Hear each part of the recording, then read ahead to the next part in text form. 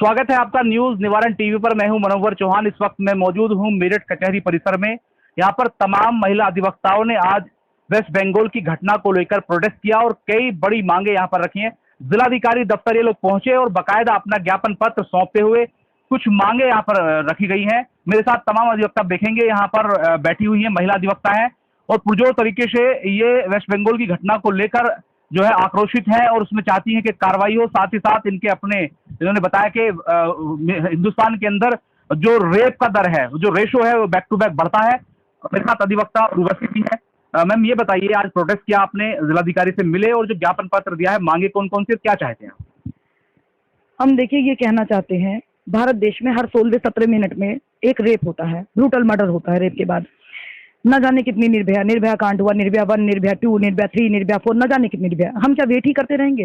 Rape होते हैं तो समाज के बहुत सारे ऐसे ठेकेदार होते हैं जो ये प्रश्न करते हैं कि क्यों घूम रही थी वहां पे, कितने बजे आ रही थी, क्या पहना था, क्या चीजें थी। आप ये देखिए, छोटी बच्चों से भी रेप होता है, छोटी बच्चियों से। मेरठ जनपद में ही यहाँ बुलेन नाले के पास में 2 साल की बच्ची से रेप हुआ। वो अपनी माँ के साथ सो रही थी। 2 साल की बच्ची ने कौन सी ऐसी आकर्षक पोशाक पहनी थी? मैं पूछना चाहती हूँ इन समाज के ठेकेदारों से जो लड़कियों से क्वेश्चन पूछते हैं, क्यों, कब, कहाँ, कैसे। असलियत तो ये है कि हम सुरक्षित नहीं है। इस सरकार में बेटी पढ़ाओ बेटी बचाओ का नारा दिया जाता है, लेकिन ये तो बेटी पढ़ी और लेकिन बची नहीं। बंगाल का केस सबके सामने है। इसके बाद भी हम कितने ही प्रोटेस्ट कर ले, लेकिन आज भी स्थिति यथास्थिति बनी हुई है। आज हमने थ्रू डीएम प्रधानमंत्री महोदय को ज्ञापन दिया है, जिसमें हमारी कुछ मांगे हैं कि रेप में कानून में सुधार होना चाहिए।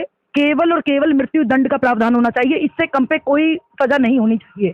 जब तक सख्ती नहीं होगी तब तक ये रेप जो है ये बाज नहीं आएंगे, लगाम नहीं कसी जा सकती, इस पे अंकुश नहीं लगाया जा सकता।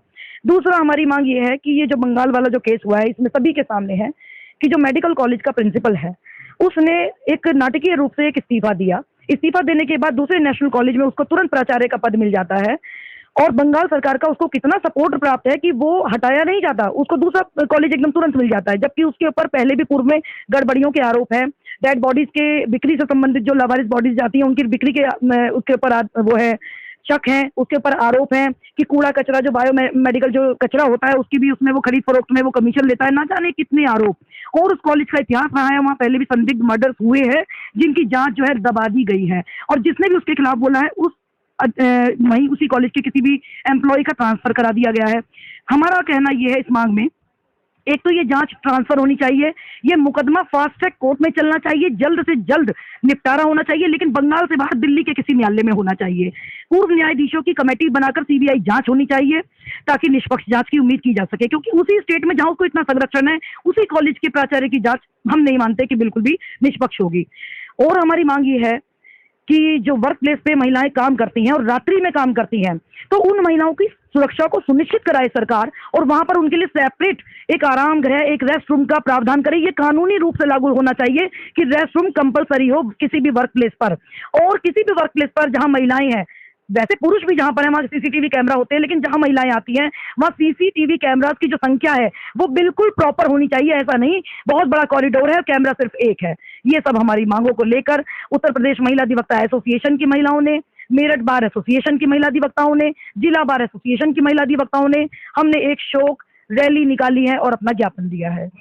मैं जानना चाह रहा हूँ, जहाँ आप प्रैक्टिस कर रहे हैं यहाँ पर कितने सीसीटीवी कैमरा है और आप कितना आपको सुरक्षित महसूस कर रहे हैं? आपने मेरठ का जिक्र किया 2 साल की बच्ची का, वो तुरंत घटना के जो वेस्ट बंगाल घटना उसके तुरंत बाद आ गया।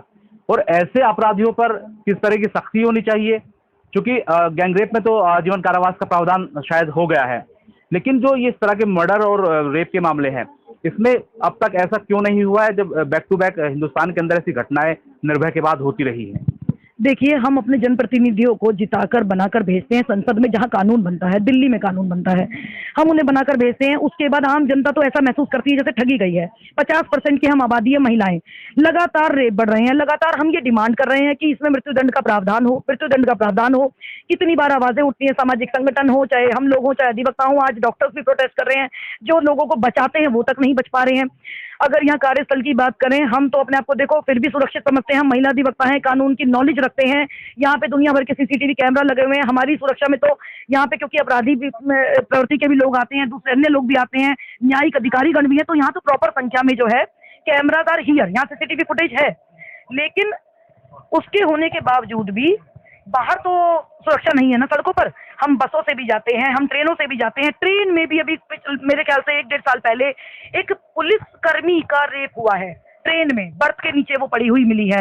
पुलिसकर्मी सेफ नहीं है, कोई डॉक्टर सेफ नहीं है। उत्तराखंड में एक लड़की आ रही है बस में, तो यहाँ ऐसा समाज हो गया है कि एक व्यक्ति रेप करता है तो दूसरा उसे देखकर बचाने नहीं आता, वो भी अवसर का लाभ उठाने के लिए वो भी रेप करता है। इस तरीके के मामले, तो जब लोगों की मानसिकता इस तरह राक्षसी प्रवृत्ति के लोग सड़क पे खुलेआम घूम रहे हैं, तो मृत्यु दंड से प्रावधान कम नहीं होना चाहिए, इसमें अमेंडमेंट होना ही चाहिए। देखिए, महिला अधिवक्ता है, सीनियर अधिवक्ता है, मेरे साथ और भी महिलाएं अधिवक्ता है। आप देखेंगे युवा जोश भी है और एक्सपीरियंस भी है। मैम की बातें आपने सुनी, जो ये चाह रही हैं वो लाजमी है, लेकिन इस तरह की जो घटनाएं हो रही हैं इनसे कैसे बचा जाएगा? क्योंकि महिलाओं को भी चाहिए कि आत्मरक्षा के लिए, कहीं ना कहीं सेल्फ डिफेंस के लिए ट्रेनिंग लेनी चाहिए, मुझे तो ऐसा लगता है। नहीं, अगर 4 लोग मिलकर महिला को पकड़ के रेप करते, ट्रेनिंग कहाँ तक काम आएगी? वो 4 से तो नहीं जीत सकती।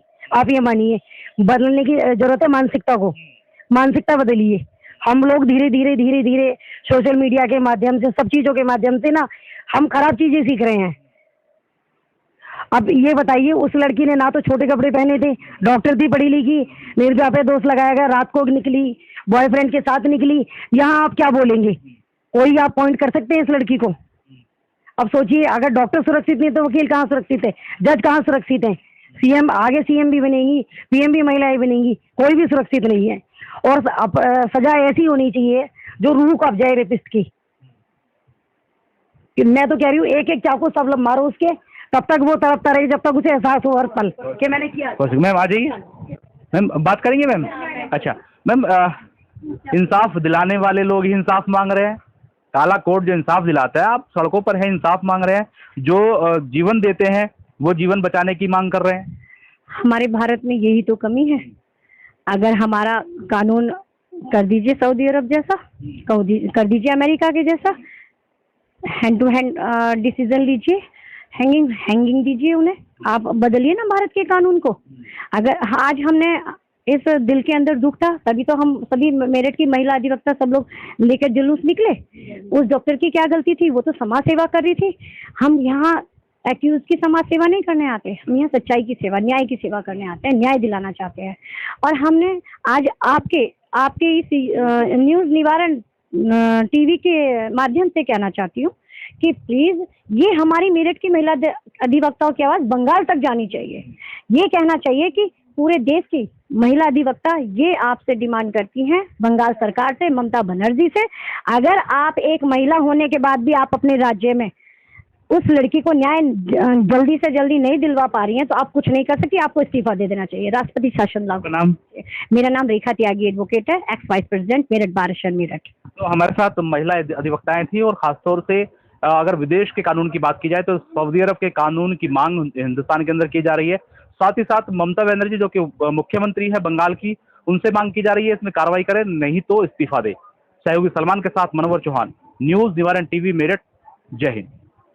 परमानेंट हो चुकी उन परमानेंट प्रॉब्लम्स का सॉल्यूशन अब सिर्फ एक कॉल की दूरी पर। मैं राहुल दत्त, एक सेक्सुअल वेलनेस एक्सपर्ट। सालों से इस तरह की दिक्कतों का सामना करते कुछ पेशेंट्स अक्सर मुझसे कहते हैं कि डॉक्टर साहब, हमें यकीन ही नहीं होता कि हम इतनी जल्दी हमेशा के लिए ठीक हो गए। हमने अपने इलाज के बारे में पहले क्यों नहीं सोचा। इरेक्टाइल डिसफंक्शन हो या लो स्टेमिना, लो स्ट्रेंथ, बेड पर जीरो परफॉर्मेंस या घटते हुए स्पर्म काउंट की क्वालिटी और क्वांटिटी, इन सभी समस्याओं का इलाज संभव है, लेकिन तब अगर सही समय पर डायग्नोस किया जाए, सही डॉक्टर के द्वारा सही इलाज दिया जाए। अगर आप भी इसमें से किसी प्रॉब्लम से परेशान हैं तो घबराएं नहीं, नीचे दिए गए नंबर पर कॉल करें। उष्मा क्लिनिक की एक्सपर्ट टीम से सही सलाह लें और सही इलाज चुनें, तभी तो बनी रहेगी रिश्तों में उष्मा।